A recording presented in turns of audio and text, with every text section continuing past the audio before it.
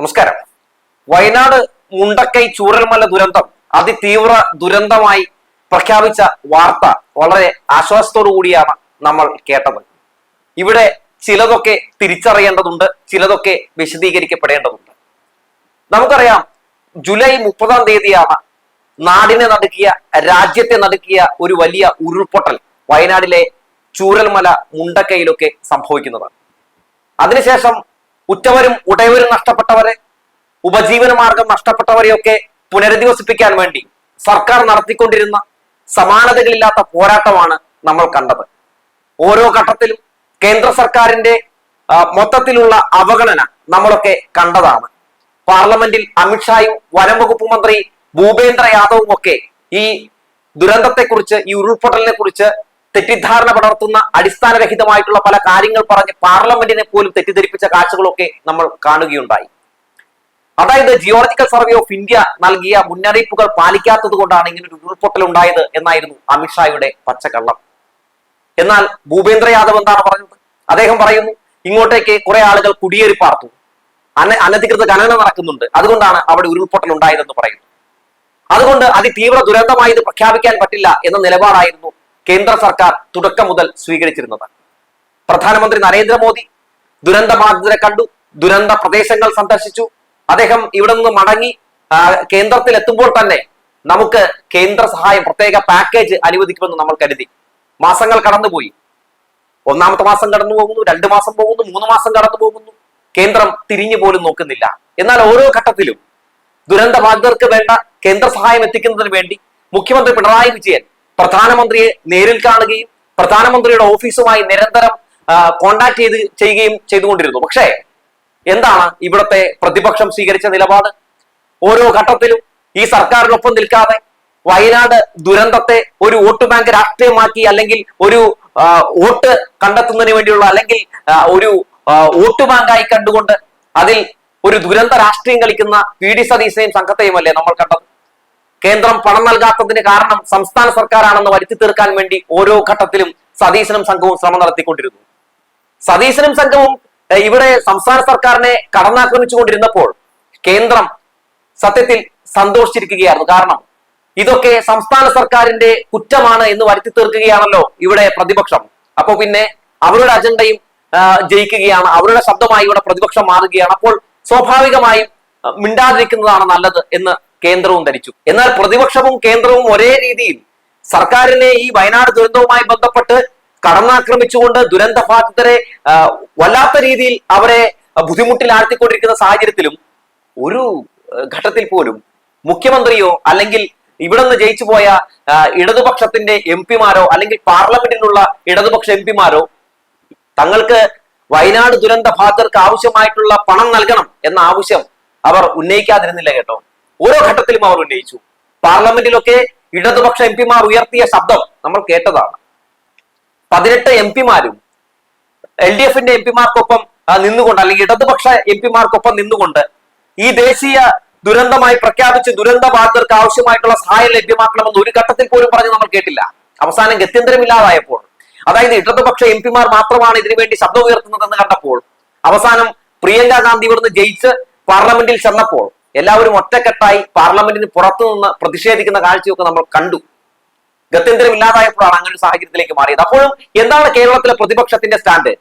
പ്രതിപക്ഷം അപ്പോഴും ഞങ്ങൾ വയനാട് ദുരന്ത ബാധിതർക്കൊപ്പമാണ് എന്ന് പറഞ്ഞുകൊണ്ട് സംസ്ഥാന സർക്കാരിനെ കടന്നാക്രമിക്കുന്ന കാഴ്ചയാണ് നമ്മൾ കണ്ടത്. പക്ഷേ അവസാനം എല്ലാ പ്രതിസന്ധികളെയും അതിജീവിച്ച്, എല്ലാ വിമർശനങ്ങളെയും അതിജീവിച്ച്, അതായത് സംസ്ഥാനം മുന്നോട്ട് വെച്ച ആവശ്യങ്ങൾ, ആ ആവശ്യങ്ങൾക്ക് മുമ്പിൽ കേന്ദ്രം മുട്ടുകുത്തിയിരിക്കുന്നു. അവർ ഇതെല്ലാം സമ്മതിച്ചു തന്നിരിക്കുന്നു. അതായത് ഇത് അതിതീവ്ര ദുരന്തമായി പ്രഖ്യാപിക്കാം എന്ന ഉറപ്പ് അവർ നൽകിയിരിക്കുന്നു. വേറെ വഴിയില്ല. മുഖ്യമന്ത്രി പിണറായി വിജയൻ എന്തൊക്കെ കാണിച്ചാലും, ഏതൊക്കെ രീതിയിൽ അദ്ദേഹത്തെ വിരട്ടി ഓടിക്കാൻ ശ്രമം നടത്തിയാലും അദ്ദേഹം കുലുങ്ങില്ല എന്ന് നരേന്ദ്രമോദിക്ക് മനസ്സിലായിരിക്കുന്നു, അമിത്ഷായ്ക്ക് മനസ്സിലായിരിക്കുന്നു. അങ്ങനെ അവസാനം ഇടതുപക്ഷ എംപിമാരുടെയും അതുപോലെ തന്നെ കേരള മുഖ്യമന്ത്രിയുടെയും ഒക്കെ കഠിന പ്രയത്നത്തിന്റെ ഫലമായി ഇത് L3 വിഭാഗത്തിൽപ്പെടുത്തിയിരിക്കുകയാണ്. ഇപ്പോൾ ഈ വിജയം ഞങ്ങളുടെ എല്ലാവരുടെയും വിജയമാണ് എന്ന് പറഞ്ഞൊക്കെ പല തുറപ്പന്മാരും ഇറങ്ങിയിട്ടുണ്ട്. പക്ഷെ ആ തുറപ്പന്മാരോട് പറയാനുള്ള ഒരു കാര്യം, അതായത് ഇമ്മാതിരി 8 കാലി മമ്മൂഞ്ഞികളാകാൻ മാത്രമേ നിങ്ങൾക്ക് കഴിയൂ എന്നുള്ളതാണ്.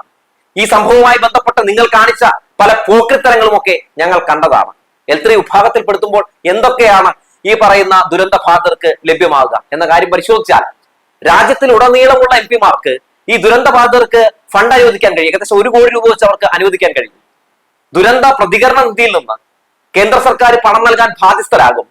മാത്രമല്ല അന്താരാഷ്ട്ര കമ്പനികളിൽ നിന്ന് നമുക്ക് ധനസഹായം, അതായത് ഈ ദുരന്ത ബാധിതർക്ക് ആവശ്യമായിട്ടുള്ള സഹായം നമുക്ക് ആവശ്യപ്പെടാൻ കഴിയും. അങ്ങനെ പെട്ടെന്ന് തന്നെ അവരെ പുനരധിവസിപ്പിക്കാൻ കഴിയുന്ന ഒരു സാഹചര്യം ഉടലെടുക്കും. അതുകൊണ്ട് സംസ്ഥാന സർക്കാർ ദുരന്ത ബാധിതർക്ക് കൊടുത്ത ഉറപ്പ് പാലിക്കപ്പെടാൻ പോവുകയാണ്.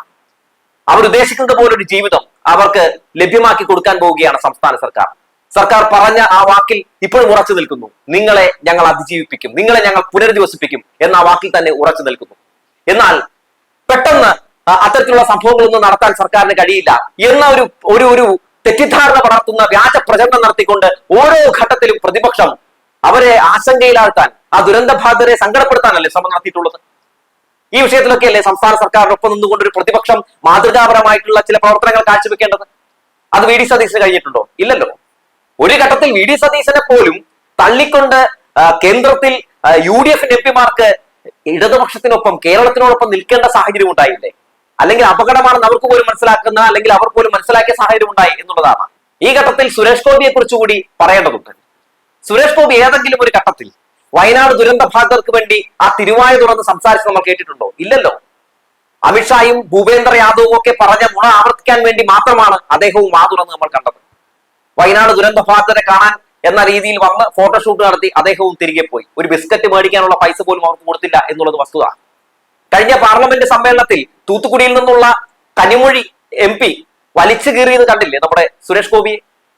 വയനാട് ദുരന്ത ബാധിതർക്ക് വേണ്ടി ആ തിരുവായ ഒന്ന് തുറന്നുകൂടെ, നിങ്ങളും അവിടുന്ന് ജയിച്ചു വന്ന മനുഷ്യനല്ലേ എന്ന രീതിയിൽ തന്നെയാണ് കനിമൊഴി ചോദിച്ചത്. അപ്പോ ഈ ഒരു വിഷയവുമായി ബന്ധപ്പെട്ട് ഒരു ദുരന്ത സമയത്ത് ആരൊക്കെ നമുക്കൊപ്പം ഉണ്ടാകും എന്ന് കൂടി കാണിച്ചു തരാൻ ഈ ഒരു സംഭവം ഇടവെച്ചിട്ടുണ്ട് എന്നതൊരു പ്രധാനപ്പെട്ട കാര്യമാണ്. സംസ്ഥാന സർക്കാർ എന്തൊക്കെ പ്രതിസന്ധികൾ ഉണ്ടായാലും, ഏതൊക്കെ രീതിയിലുള്ള ആക്രമണങ്ങളിൽ പെട്ടാലും, ഏതൊക്കെ വേട്ടയാടലുകളിൽ പെട്ടാലും മുന്നോട്ടെടുത്ത് വെച്ച കാൽ പിന്നോട്ട് വെക്കില്ല എന്ന് കാണിച്ചു തരികയാണ്. എത്ര പ്രതിസന്ധികളാണ് ഇവിടെ ഉണ്ടാക്കിയത്. യൂത്ത് കോൺഗ്രസ്സുകാരെയൊക്കെ അങ്ങ് പിരിമുറുക്കി വിടുകയായിരുന്നില്ലേ ആ വയനാട് ജനതയെ അങ്ങ് തെറ്റിദ്ധരിപ്പിച്ച് അവരെ ഇളക്കി വിടാൻ സർക്കാരിനെതിരെ. എന്നിട്ട് എന്ത് സംഭവിച്ചു? വയനാട് ദുരന്ത ബാധിതർക്ക് സത്യം മനസ്സിലാക്കാൻ സാധിച്ചു. അവർക്കറിയാം ഈ സർക്കാർ മാത്രമേ അവർക്കൊപ്പം ഉണ്ടാകുമെന്ന്. ഏതെങ്കിലും ഒരു ഘട്ടത്തിൽ ഈ യൂത്ത് കോൺഗ്രസ്സുകാർക്കൊപ്പം അല്ലെങ്കിൽ പ്രതിപക്ഷത്തിനൊപ്പം അവർ നിന്ന് നമ്മൾ കണ്ടോ? ഇല്ല. എന്തുകൊണ്ട് അവർ നിന്നില്ല? അതായത് ഇവരൊക്കെ വരാൻ പോകുന്ന നിയമസഭാ ഇലക്ഷനിൽ അധികാരത്തിൽ വരാൻ വേണ്ടി ഉപയോഗപ്പെടുത്തുകയാണ് വി ഡി സതീശൻ എന്ന് അവർക്ക് മനസ്സിലായിരിക്കുന്നു. അതുകൊണ്ട് അവർ അങ്ങനെ ഞങ്ങൾക്ക് നിന്ന് തരാൻ സൗകര്യമില്ല എന്നവർ പറയുകയാണ്. അവർക്ക് നന്നായിട്ട് അറിയാമെന്നേ ഇത്തരത്തിലൊരു ദുരന്തം സംഭവിച്ചപ്പോൾ ആദ്യം ആരാണ് ഇങ്ങോട്ടേക്ക് ഓടിയെത്തിയതെന്ന്. ഈ സർക്കാർ അവിടെ കാഴ്ചവെച്ച മാതൃകാപരമായ രക്ഷാപ്രവർത്തനത്തെ കുറിച്ച് അവർക്ക് നല്ല ബോധ്യമുണ്ട്. നല്ല ഉണർന്നു പ്രവർത്തിക്കുന്ന ഒരു സർക്കാരാണ് ഇവിടെ ഉള്ളത് എന്ന് അവർക്ക് നന്നായി അറിയാം. ഉരുള് പൊട്ടിയപ്പോൾ അങ്ങോട്ടേക്ക് ചെന്നത് മുഖ്യമന്ത്രി മാത്രമല്ല, നിരവധി മന്ത്രിമാർ, നിരവധി MLA മാർ, ഇടതുപക്ഷത്തിന്റെ യുവജന സംഘടനകൾ, വിദ്യാർത്ഥി സംഘടനകൾ, ഇവരൊക്കെ ആ ഉരുൾപൊട്ടിയ പ്രദേശത്തേക്ക് എത്തി. അതായത് ജീവിതത്തിനും മരണത്തിനും നടുവിൽ നിൽക്കുന്ന മനുഷ്യരെ വലിച്ചു കയറ്റി, ജീവിതത്തിലേക്ക് വലിച്ചു കയറ്റി. അതവർക്കറിയാം. അങ്ങനെ വലിച്ചു കയറ്റിയ ജീവനുള്ള നിരവധി ആളുകൾ ഇപ്പോഴും അവിടെയുണ്ട്. അവർക്ക് ഇടതുപക്ഷത്തെ ഈ സർക്കാരിനെ തള്ളിപ്പറയാൻ കഴിയില്ല. വ്യാജ പ്രചരണം നടത്തുന്നവരെ അവർ ചൂലെടുത്തോടിക്കും. എന്തായാലും വയനാട് ജനതയ്ക്ക് അവർ ആവശ്യപ്പെട്ടതുപോലെ അല്ലെങ്കിൽ അവർ പ്രതീക്ഷിച്ച പോലെ ഒരു ജീവിതം കിട്ടാൻ പോവുകയാണ്. എന്തായാലും L3 വിഭാഗത്തിൽ പെടുത്തിയിരിക്കുന്നു. ഇതാണ് പറയുന്നത്, ഒത്തുപിടിച്ചാൽ മലയും പോരും എന്ന് പറയുന്നത്. ഇങ്ങനെ വേണം കേന്ദ്രം കേരളത്തിനെതിരെ മുഖം തിരിക്കുമ്പോൾ ഒറ്റക്കെട്ടായി നിൽക്കാൻ. അത് മുഖ്യമന്ത്രി കാണിച്ചു തന്നിരിക്കുകയാണ്. കണ്ണലൊരു തരി മതി അങ്ങ് ലോകസഭയിൽ ഒരു തരി കാണിച്ചു കൂട്ടിയ ഒരു നീക്കം എല്ലാവരും കണ്ടല്ലോ. K. രാധാകൃഷ്ണൻ ഓരോ ഘട്ടത്തിലും എന്തൊക്കെ സബ്ജക്ട് വന്നാലും അദ്ദേഹത്തിന് എഴുന്നേറ്റ് നിന്ന് സംസാരിക്കാൻ സമയം കിട്ടിയാൽ ഒരു ഘട്ടത്തിൽ പോലും വയനാട് ദുരന്തത്തെ കുറിച്ചോ അല്ലെങ്കിൽ ദുരന്ത ബാധിതരെ കുറിച്ചോ അദ്ദേഹം സംസാരിക്കാതിരുന്നിട്ടില്ല. അവർക്ക് പണം നൽകണം എന്ന് തന്നെയാണ് അദ്ദേഹം പറഞ്ഞിട്ടുള്ളത്. മൈക്ക് ഓഫ് ചെയ്യുന്ന സാഹചര്യം പോലും ഉണ്ടായില്ല. ഇത്തരം കാര്യം നിരന്തരം ആവശ്യപ്പെടാൻ തുടങ്ങിയപ്പോൾ പാർലമെന്റിൽ ഇടതുപക്ഷ MP എന്താണ് ചെയ്തുകൊണ്ടിരുന്നത്? അവർ എല്ലാ തവണയും ആവർത്തിച്ചുകൊണ്ടിരുന്നു, കേന്ദ്രത്തിന്റെ സഹായം ദുരന്ത ബാധിതർക്ക് ലഭ്യമാകണം എന്ന് തന്നെ പറഞ്ഞുകൊണ്ടിരുന്നു. ശബ്ദങ്ങൾ ആവർത്തിക്കാൻ തുടങ്ങിയപ്പോൾ, കാട്ടുതീയായി പടരാൻ തുടങ്ങിയപ്പോൾ പ്രധാനമന്ത്രിയും കേന്ദ്ര സർക്കാരും മുട്ടുകുത്തിയിരിക്കുന്നു. എന്തായാലും വലിയ വലിയ സന്തോഷം, വലിയ ആശ്വാസം എന്ന് പറയാനുള്ളൂ. ഈ വർഷം അവസാനിക്കാൻ പോകുമ്പോൾ എന്തായാലും വളരെ സന്തോഷകരമായ ഒരു വാർത്ത തന്നെ പുറത്തു വരുന്നു. ഒരു വലിയ പോരാട്ടം വിജയപഥത്തിൽ എത്തിയിരിക്കുന്നു എന്ന് പറഞ്ഞു വെച്ചുകൊണ്ട് നിർത്തുകയാണ്.